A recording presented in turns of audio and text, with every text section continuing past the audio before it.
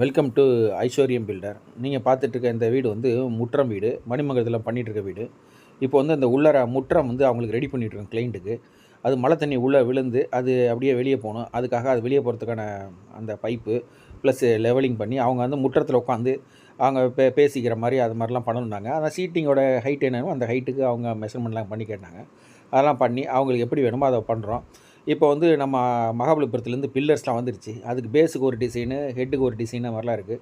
அது பேஸுக்கு நம்ம டிசைனை பேஸ் பண்ணி அதை மெஷர்மெண்ட்டை பேஸ் பண்ணி நம்ம வந்து கட்டு வேலையெல்லாம் கட்டி அந்த பழைய காலத்து டைப்பில் எப்படி வேணுமோ அந்த மாதிரி லெவலிங் பண்ணி அவங்க உள்ளார உட்காந்து அதில் வந்து பேசிக்கிற மாதிரி அது மாதிரி பண்ணுறோம். அதே நேரம் மழை பெஞ்சு தண்ணி விழுந்தாலும் அது தண்ணி வந்து வெளியில் சிந்தாத அளவுக்கும் அதை டிசைன் பண்ணணும்.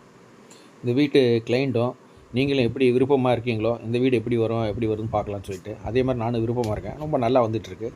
அடுத்தடுத்த ஸ்டேஜ் எப்படி பில்லர்ஸ்லாம் வைக்கிறோம், எப்படி ஃபினிஷ் பண்ணுறோம் அப்படிங்கிறதெல்லாம் நாங்கள் அடுத்தடுத்த வீடியோ போடுறேன் பாருங்கள்.